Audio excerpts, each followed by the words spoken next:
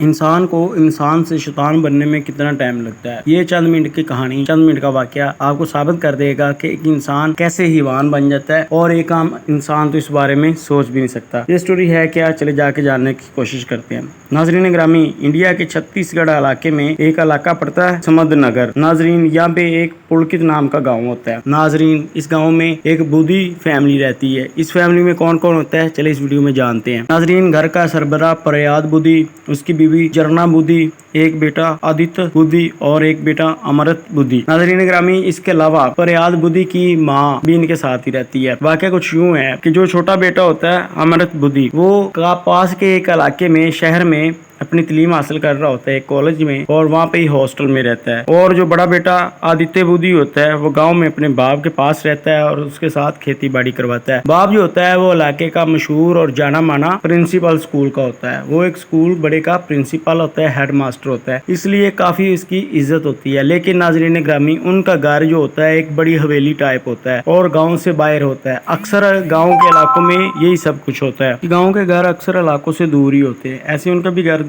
काफी बड़ा होता है और इलाके से, आबादी से काफी दूर होता है। नाजरीन, एक दिन जो बड़ा बेटा होता है उदय बुई, वो थाने में जाता है 12 मई 2023 को और जाके FIR दर्ज करवाता है कि मेरी माँ, मेरा बाप और मेरी दादी 2 दिन पहले रायपुर मेडिसिन लेने गए थे और वहां से वो वापस नहीं आए, गायब हो चुके हैं। उनकी गुमशुदगी की FIR करवा देता है। अब जो छोटा बेटा होता है अमृत बुई, वो रायगढ़ में ही अपनी तालीम हासिल कर रहा होता है। उसकी अपने बाप से मैसेज के ऊपर बात होती है कि बेटा, हम रायपुर तुम्हारी दादी की मेडिसिन लेने आए हैं, तो कोई परेशानी नहीं, हम मेडिसिन लेके वापस चले जाएंगे। तो वो लड़का अपने बाप को कहता है कि अब्बा जानी, आप मुझे एड्रेस दे, कौन से हॉस्पिटल में आए हैं, मैं आपको मेडिसिन वगैरह दिलाता हूँ, मैं आपको मिलना चाहता हूँ। लेकिन उसका बाप उसे टरका देता है कि तुम अपनी पढ़ाई पे तवज्जो दो, परेशान नहीं होना, हम मेडिसिन लेके वापस चले जाएंगे। उसके बाद उनका राब्ता नहीं होता, कॉल कनेक्ट हो जाती है, मैसेज जो बात हो रही होती वो नहीं होती। ऐसे ही 2-3 दिन गुजर जाते हैं, उनके फोन नंबर, राब्ता नंबर बंद होते हैं। गांव में जो लड़का होता है उदय भी, वो FIR करवाने के बाद भी घूम फिर रहा होता है और अहले इलाका जो होते हैं वो भी परेशान होते हैं। पुलिस वाले भी छानबीन कर रहे होते हैं, लेकिन किसी तरह भी उनका पता नहीं चल रहा होता। पुलिस वाले उनकी कॉल हिस्ट्री निकलवाते हैं, उनकी लोकेशन निकलवाते हैं, लेकिन उससे भी कोई चीज सामने नहीं आती। उनकी वो चैटिंग जरूर सामने आती है, वो भी रायपुर की शो हो रही होती है। उसके अलावा एक दिन क्या होता है, जो बड़ा लड़का होता है उदय बुई, वो एक नशेड़ी लड़का बन चुका होता है, शराब भी पीता है और घर में आवारागर्दी करता रहता है, वेला फिरता रहता है। घर का जो माँ बाप होता है उसे पैसे देने बंद कर देता है और कहता है कि तुम कुछ कमाया करो, यहाँ पे आवारा फिरते रहते हो। तो ऐसे ही उसकी घर में अक्सर उनसे अनबन लड़ाई भी चलती रहती है। लेकिन अब क्या था, उसका माँ बाप गुम हो चुका था,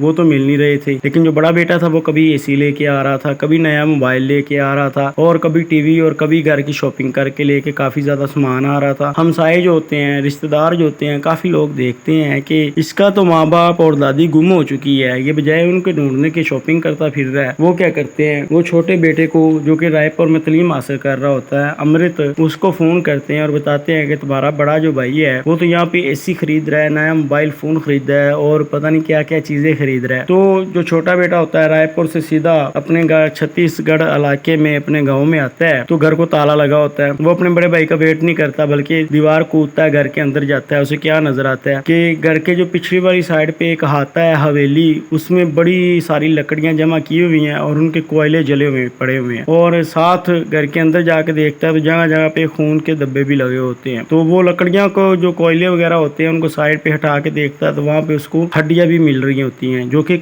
कोई इंसानों की हड्डियां लग रही होती, किन्हीं जानवरों की हड्डियां नहीं लग रही होती। वो इन चीजों को देख के काफी ज्यादा डर जाता, फौरन पुलिस को कॉल करता, पुलिस आ जाती है, आके ताले तोड़े जाते हैं। ताले तोड़ने के बाद वहाँ पे एविडेंस इकट्ठे करने के लिए टीमें मंगवा ली जाती हैं, फॉरेंसिक की टीमें आ जाती है, एविडेंस इकट्ठे करने शुरू कर देते हैं। वो हड्डियां कलेक्ट करते हैं और DNA रिपोर्ट के लिए हॉस्पिटल भेज दी जाती है। इस तरह बाकी भी सारे सैंपल इकट्ठे किए जाते हैं। अब जो उसका बड़ा लड़का होता है आदित्य बुई, उसको कॉल की जाती है कि भाई किधर हो, जल्दी जल्दी घर आओ। लेकिन वो घर नहीं आता। पुलिस वाले उसकी लोकेशन निकालते हैं, निकालने के बाद उसे पकड़ लेते हैं। उसे बताते हैं कि बता तुम्हारा माँ बाप और दादी किधर है। पहले तो वो नहीं मानता, कहता मुझे नहीं पता। लेकिन पुलिस वाले जब सख्ती दिखाते हैं, उसका छोटा भाई जो होता है वो भी कहता है कि माँ बाप को तूने मार दिया, क्या किया बता, ये घर में इतना खून कैसे आया, तू क्या करता है। तो वो नहीं मान रहा होता। छोटा भाई पुलिस वालों को बताता है कि ये शराब पीता था, इस तरह ये गलत हरकतों पे लगा हुआ था, दिन रात की लड़ाइयां झगड़े करता था, इसलिए मेरे अब्बा ने इसको पैसे देने बंद कर दिए थे। अब्बा कहता था कोई काम करो या अपनी तालीम जारी रखो, पढ़ो पढ़ो फिर मैं तुम्हें पैसे दूंगा, लेकिन ये पढ़ता भी नहीं था और काम भी नहीं करता था,